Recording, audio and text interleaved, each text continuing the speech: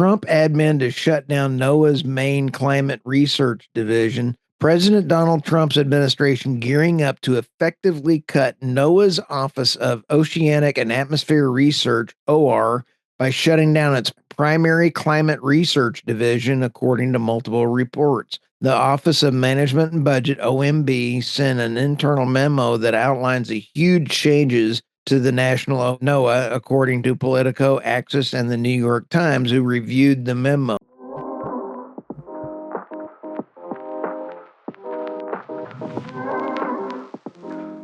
Hello, everybody. Welcome to the Energy News Beat Daily Stand-Up. My name's Stuart Turley, President and CEO of the Sandstone Group. It is crazy out on the news desk on this April 15th, tax day. Buckle up. UN Maritime Agency slaps first ever emissions tax on shipping and latest money grab. Gotta love a good UN story. Trump admin to shut down NOAA's main climate research division. Gotta love a good chopping of the government down. Don't need any government there. ABC News blames tornado surge on climate change, but the data says otherwise.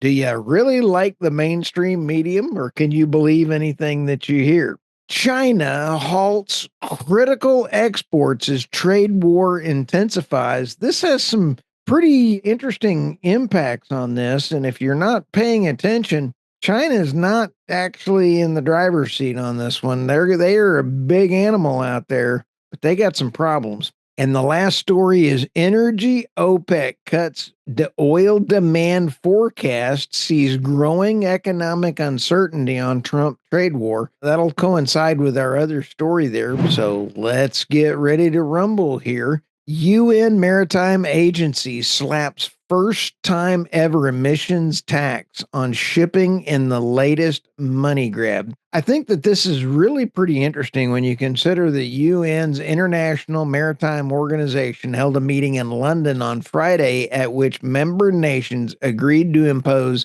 the first global carbon tax, a fee of $380 per metric ton on greenhouse gases emitted by ships of certain and limit and $100 per ton beyond that. This to me is absolutely disgusting, is that all this carbon tax is going to do nothing to solve any kind of pollution.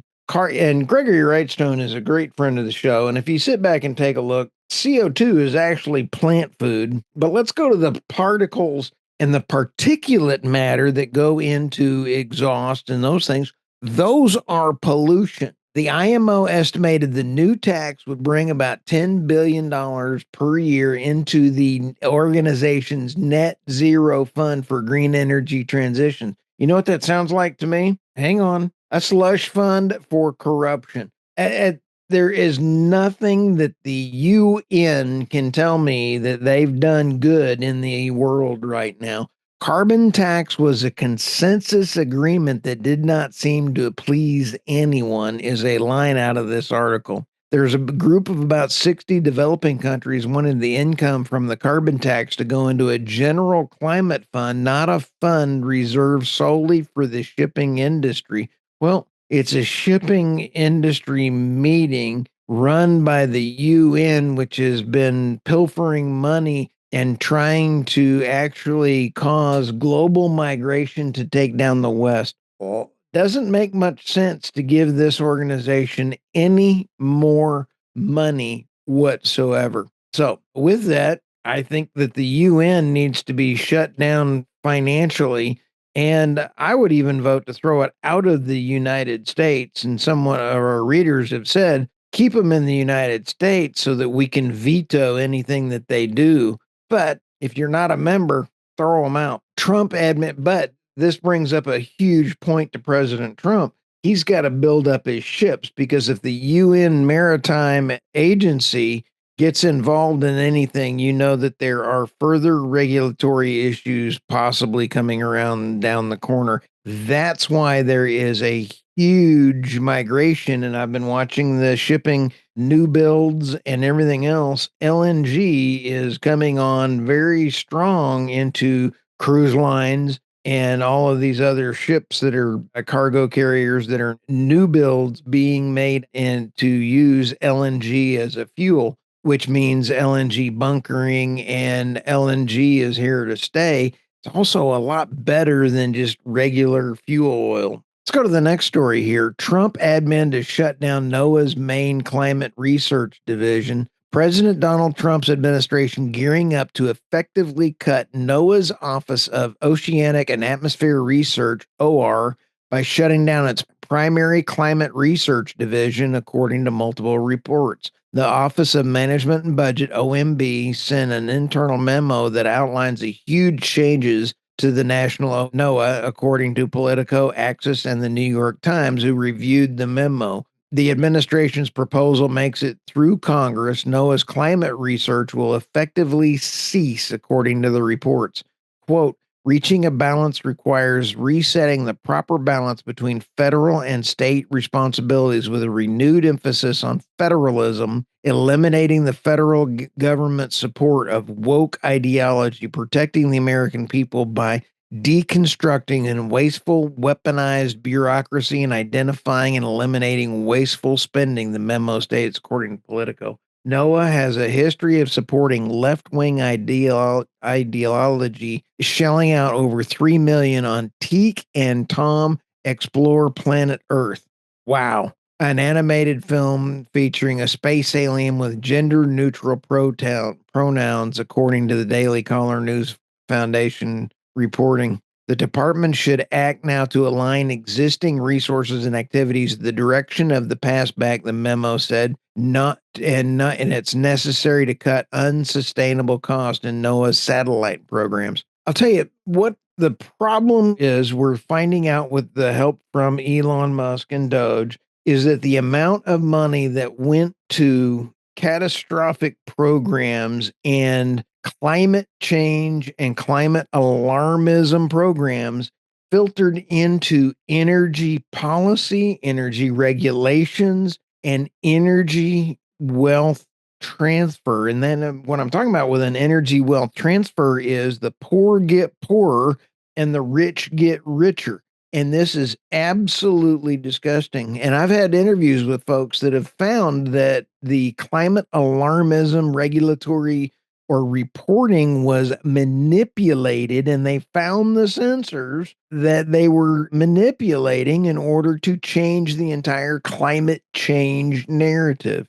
Let's go to the next climate change story here. ABC News blames tornado surge on climate change, but the data says otherwise. And as Chris Wright, our Secretary of Energy, has said multiple times, he has said deaths from bad weather are down. And so that is something that is very good. But let's go into the story here. Climate change isn't driving more or stronger tornadoes, and it cannot be linked to one short-term spike, no matter how dramatic it looks. In the recent story by ABC News, climate and environmental updates, tornado activity doubled in March. NOAA. Now, there you can see why these stories are run together. Classified recent severe tornado outbreaks under the climate crisis category.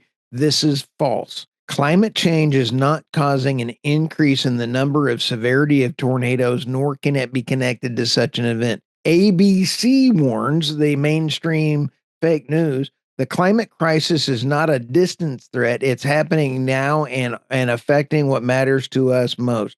According to a new report from the national NOAA, tornado activity was more than twice the monthly average, with over 200 recorded. This is now outside the quotes. Although ABC doesn't explicitly say this tornado season has been caused by climate change, a strong story strongly implies it, therefore lying by example or omission. So, anyway, when you lie about things in the news, it does come out eventually. Excellent article. There's more things in here. Here's another great point. From 2017 through 2018, the United States set records for the longest period without a tornado death. So deaths are down over time. And you take a look at 1955 to 2020, deaths are down. So when you take a look at lies that are funded by your own tax dollars, we're finding out how bad things were and how bad things could be if they were unchecked. Let's go to this next story. China halts critical exports as trade war intensifies. This story is from the New York Times, and China has suspended exports of a wide range of critical minerals and magnets. That's huge, threatening to choke off supplies and components of central automakers and aerospace manufacturers. Shipments of the magnets essential for everything from cars and drones, robots, and missiles have been halted at many Chinese ports while the Chinese government drafts a new regulatory system. This is very much a huge issue, and it does bring up a great point. We've got more minerals than we know what to do with.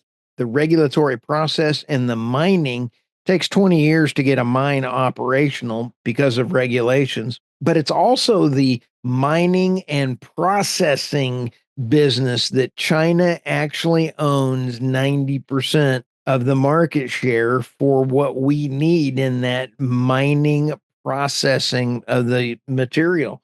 We can get the materials elsewhere, but it's that processing that we've got to change. And I have to hand it to Robert the Builder on X. You can see in this article, China retaliates against tariffs by putting worse fortunes into cookies. Thought that was cute. But then I also have to hand it to Ananias. He says, he's got a report out there. Says the U.S. relies heavily on rare earth imports. And you can see that 70% of our rare earth minerals come from China, but they also 13% comes from Malaysia, Japan, Estonia, and 6% come from others.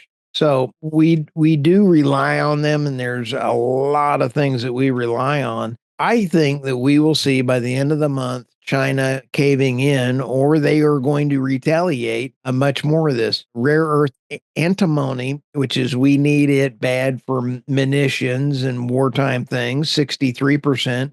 Gallium and germanium, 54%. Graphite, 42%. That's used in a ton of stuff. Trade values of 378 billion in 2022 in critical minerals. So it's going to be pretty interesting. Let's go to the last story here. Before I go to the last story, I want to give a shout out to Steve Reese and Reese Energy Consulting. Please go to energyreeseconsulting.com. Check them out. If you are looking to build a data center, if you need Bitcoin mining, if you need energy, give Reese Energy Consulting a call. I thoroughly enjoyed my podcast. It's in production now with him from last week. And we talked about how they are taking their expertise and they're taking molecules all the way from Louisiana to Germany, from an EMP operator all the way to LNG export facilities. And he's got them all going all the way to Germany in how to export. If you're looking at, we've had leads come in. If you're looking for leads to buy LNG, if you're looking to buy or sell LNG shipments, or if you've got pipelines, if you've got any of these things and you want to know, I'm not going to call him the godfather of natural gas or in energy, but he sure knows everybody. And so, my Putin imitation is not very good, but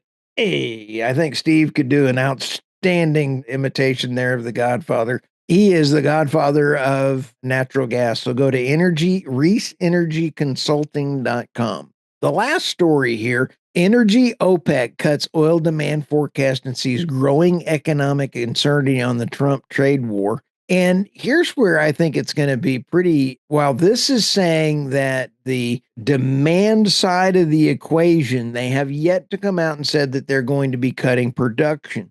But now remember, anytime that the U.S. needs extra money, they've always printed money. If Russia, Iran, Iraq, or any of the OPEC Plus members need extra money, they go drill extra and they just ship more oil out. So instead of printing money, they drill for oil. And so that is a really big issue that we're going to be watching. OPEC sees President Donald Trump tariffs weighing on crude oil demand and global economic growth.